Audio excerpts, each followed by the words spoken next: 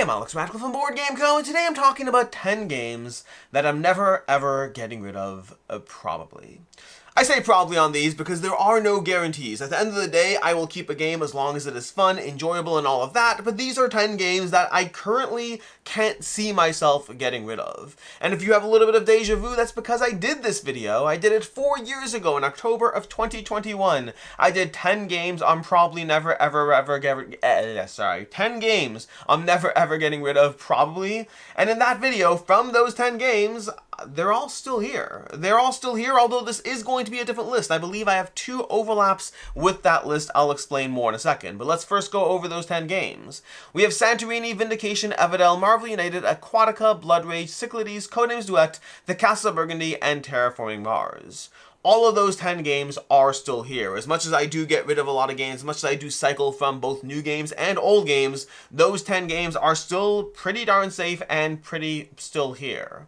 The reason the list is different today is because I'm just doing a top 10. The top 10 games that I can't see myself getting rid of, and my top 10 in this category did change. I have 2 from the last list. Others, they've ebbed, they've flowed, they're still safe. I still don't think they're going anywhere anytime soon, but they're not as safe as the 10 games in this video. At the end of the day, gaming tastes change all the time. What I'm playing changes all the time, and therefore a list like this changes all the time. This will have some overlap with my top 10 games of all time, but not precisely. There are some games in my top 10 that don't make this list because as much as I love them right now, when I look at them and I think through not just how much I'm enjoying it now, but also, do I think that's going to last forever? I don't always have the same level of certainty. Current enjoyment and prospective potential future enjoyment are 2 different things, and this video is about trying to measure that. With that said, let's go ahead and dive into this. I'm going to start off with number 10. And number 10, I debated putting on this list because it's by far the newest one on this list. From all these other games over here, every other game in this list I've had for, I want to say, at least 2 years, if not a lot longer in many of these cases. This one is a new to me game. It's a game I've only discovered this year, and it's probably a bit premature to put on the list this early, but I have a lot of plays of it already, and I haven't gotten remotely tired yet, so I do think it's pretty safe. But I still probably shouldn't have put it on. I still probably should have chosen something else, but my number 10 is Pirates of Maracaibo. And this list is ordered ranked. It's ranked based on what I think is most likely to be safe consistently. But Pirates of Maracaibo is absolutely delightful. I have played this a whole bunch since discovering it on Board Game Arena. I've played it a bunch in person. I've played it a bunch with the expansion. I've gone through this a lot, and I'm currently still enjoying it just as much as ever before. I still haven't dove into the solo mode, but everything else, I've played at different player counts, different expansions, different modules, and I'm having a lot of fun with it.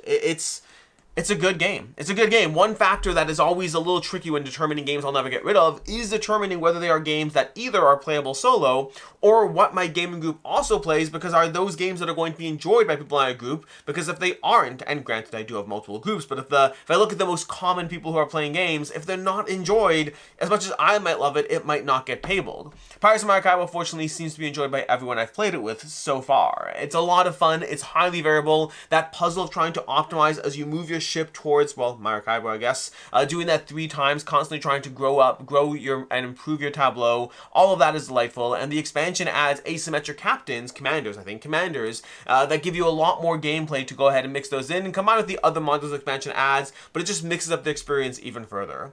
Pirates of Maracaibo, currently, it's one of my 5 out of 5s this year, and it's a game that I cannot see myself getting rid of. Well, I mean, never's a strong word, but again, these are all hypothetical. All I'm saying is the last 10 from 4 years ago, still here, still completely safe, but not as safe as some of these. Coming in at number 9, we have El Grande. Now, this is a tricky one because I actually very rarely play 5 players these days. Not never, but very rarely. I'd say most commonly I play 3 players, probably from there then 2, then maybe 4, then 1, although maybe 1, then 4. I'm not entirely sure. And 5 and above doesn't happen as often as I would like, but when I do have 5 players, the nice thing about El Grande, and the reason it's totally safe and the reason I don't see it going anywhere, is I don't think there's ever a time that I have 5 players that I don't think to myself, we should play El Grande.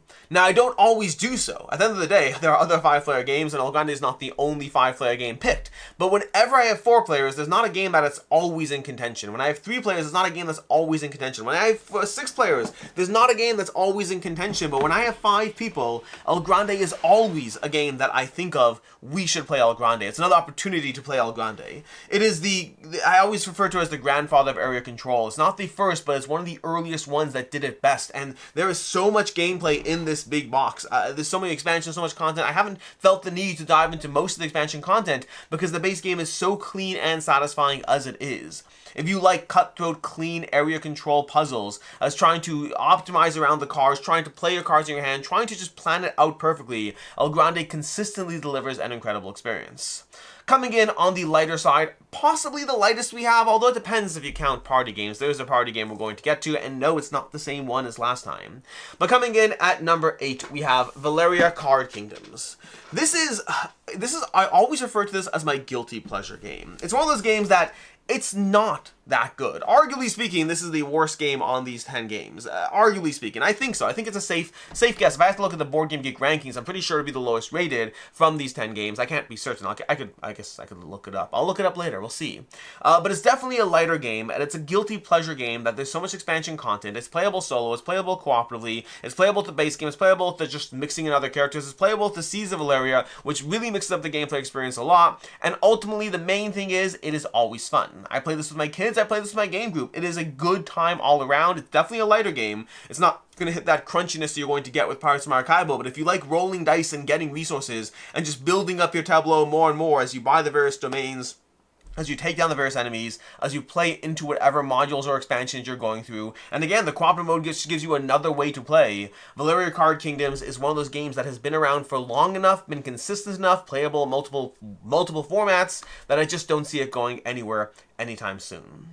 Coming in at number 7, and number 7 possibly deserves a small caveat, so does number 6 for that matter, but number 7 is going to be Cascadia. I have it in the landmarks box over here, but Cascadia I adore. I have gone through the entire solo mode on this at least twice, meaning I've played individual missions here and there, but I've completed the solo mode twice on this game. I've played it a ton competitively. The only caveat is with Alpine Lakes currently out, and me loving Alpine Lakes, there is the hypothetical possibility that one day I decide to get rid of Cascadia and then keep Alpine Lakes.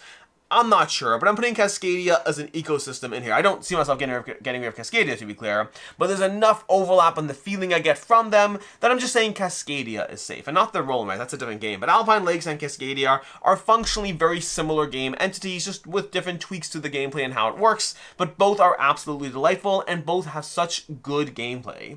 Honestly, games like Calico or any of their other games have done incredibly well, giving me both solo and competitive play. I find there are so few games that I enjoy the competitive as much as I enjoy the cooperative, and Cascadia is, well, solo, I guess, there's no real cooperative. The competitive as much as I do the solo, and Cascadia is definitely one of those. I believe it's the number 1 rated abstract on Board Game Geek, but ultimately, as you see with Valeria Card Kingdoms, I'm not going by what's appealing to others, I'm going by what's appealing to myself, and Cascadia has won in terms of the longevity, the test of time. It has been here for long enough. It has seen dozens and dozens and dozens of plays. I want to say hundreds, but I'm not quite sure if I'm up to hundreds. I mean, 2 full solo playthroughs alone, plus the fact that I fail in order to get there, easily accounts to like 60 or so plays. But have I played it competitively 40 times?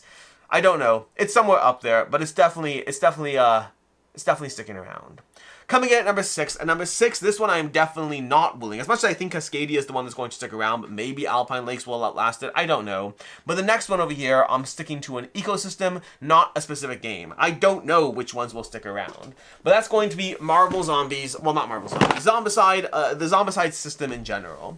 I adore Zombicide. I've had so much fun with Zombicide. I like Zombicide Black Plague, I like Green Horde, well, I'm not going to go through all the ones I like. I like a lot of Zombicide. I am a huge fan of the Marvel Zombie system, or DCs in general. Like I have DCs is obviously not here, but there's a small box of Cs. I just played that twice yesterday with my kids. But it's a game again. I'll play it with my kids. I'll play it with my game group. I don't like playing it solo, but it's playing it with my game group or my kids is still a delightfully good time. I think I prefer Black Plague. I think it's the OG, but I also have played it so much that to a certain extent I really enjoy diving into newer missions in Marvel Zombies. I do hope Disease does get delivered, because I do want, as much as the small box Disease is nice, I really want the full experience with everything.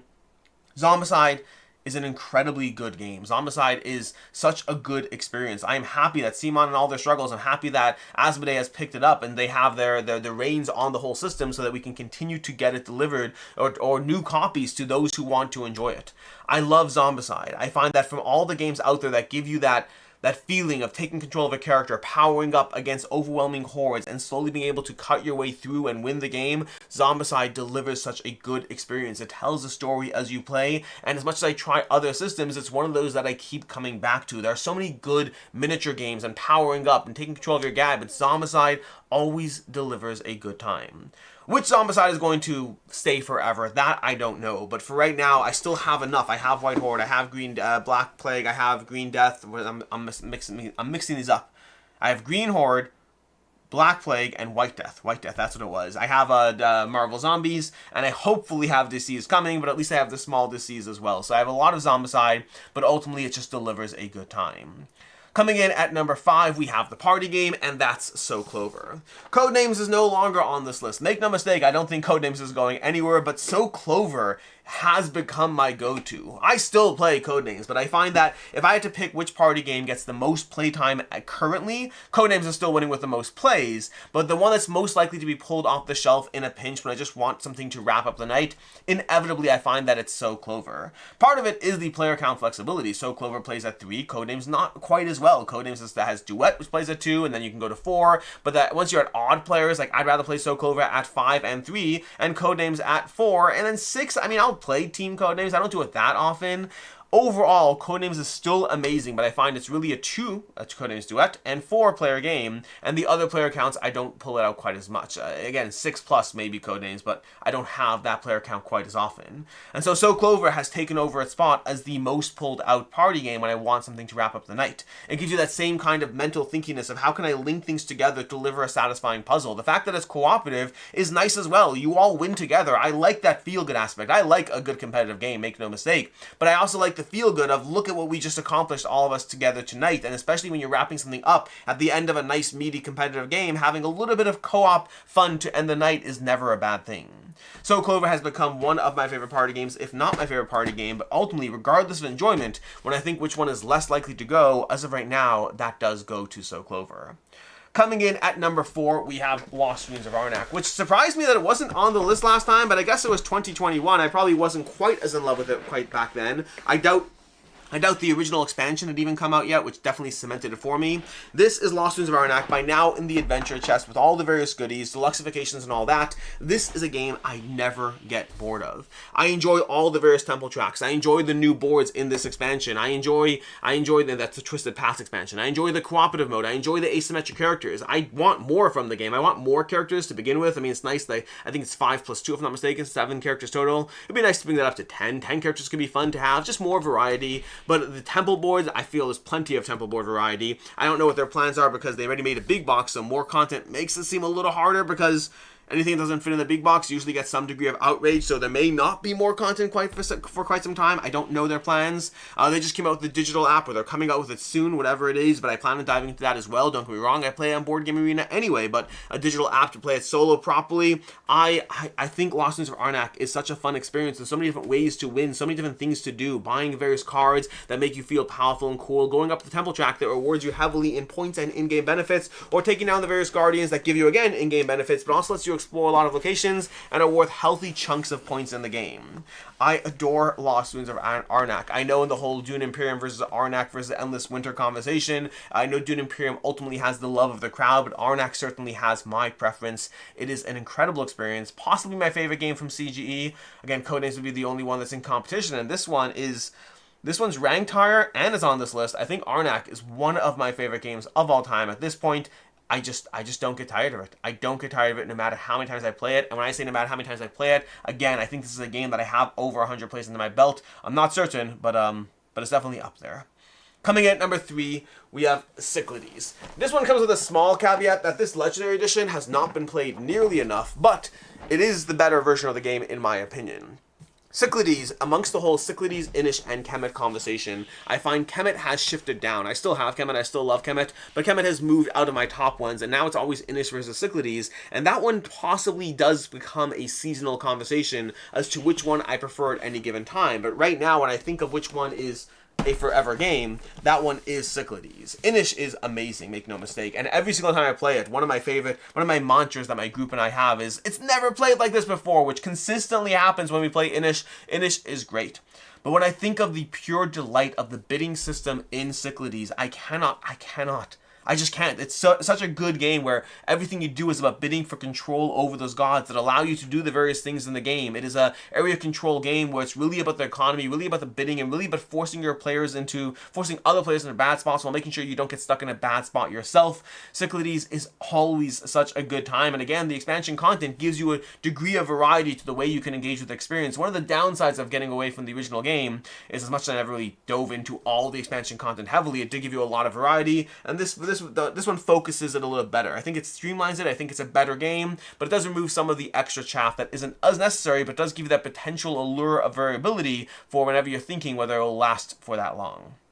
Cyclades is great. One of my favorite area control games. There are others I rank higher than Cyclades, but the reason Cyclades is on the list is when I think of longevity, when I think of who enjoys the games, when I think of which games I'm most likely to get tabled amongst unanimous consensus, not just my own rankings, I think Cyclades wins in that category. Coming in at number 2 is going to be one of the games that was on the last list. In fact, 1 and 2 are the ones that were on the list last time, and this one is Cthulhu Death May Die. Make no mistake, everything I said about Zombicide is true. I adore Zombicide. I think it is so much fun, and I definitely think I will have a Zombicide system always. I'd be shocked every time I play it. Every time I go back to Zombicide, I just have a good time.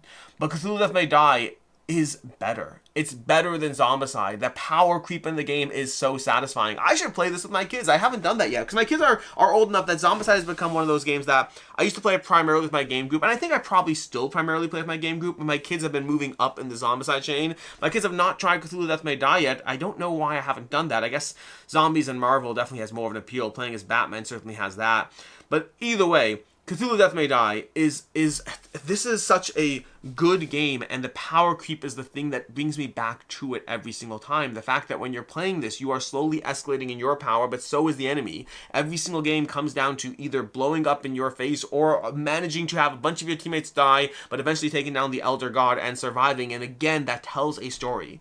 It is so satisfying. This is one of those games that I will always back or buy anything that ever comes out from this. Granted, Simon has a lot of asterisks right now. I will always get new content for this game if it's available because it is one of those forever games for me.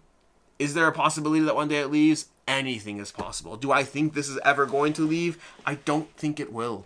It's too good of an experience. It's too much fun to dive into. It's too much variability as far as the episodes and the Elder Gods and the extra monsters and all the ways you can combine it. And I think the new content for the second and for the third and fourth season, I think it's excellent, and it gives a lot of again, replayability to the experience. Cthulhu Death May Die is incredible. It is a great game, and it's one that I do not see ever going away. And then my number 1 is one of the games that was on the list last time. It's also my number 1 game of all time. It's a game that I consistently play again and again and again, and that is the Castles of Burgundy.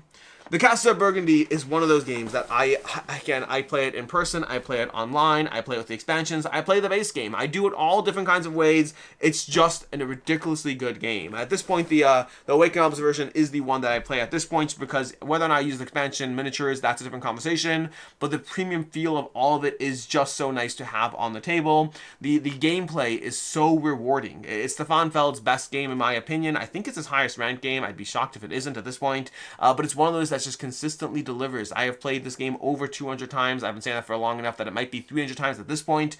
What I do know is that I consistently feel rewarded to go back into it. I consistently feel the enjoyment of the strategic decisions as I try to figure out which board and how I'm going to build that board, and which things I'm going to go for this game, and which buildings, which monasteries are going to help my edge a bit more. It is so much fun to play the Castle of Burgundy, and the expansions are really incredible. The Vineyards expansion is top notch. I can't remember what it's called, but there's another expansion that has, I'm blanking it. One of the other expansions, I can't remember the name of it, but it has all the little powers and abilities. That again is another great one. There's a lot of fun ways to adjust the game. The core game experience is still clean. It's still enjoyable. I will still happily play the core game any single time.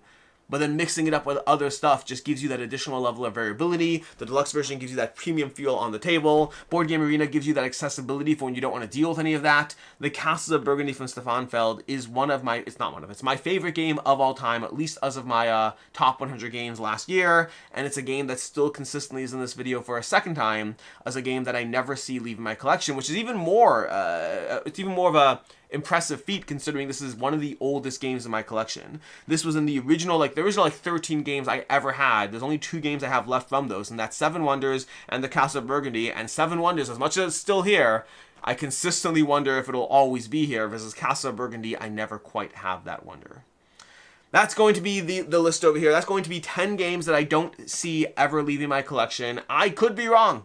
The list from 4 years ago, I'm not wrong yet, but hey, forever is a long time, and things can change. But for right now, these are 10 games that I don't see ever leaving my collection.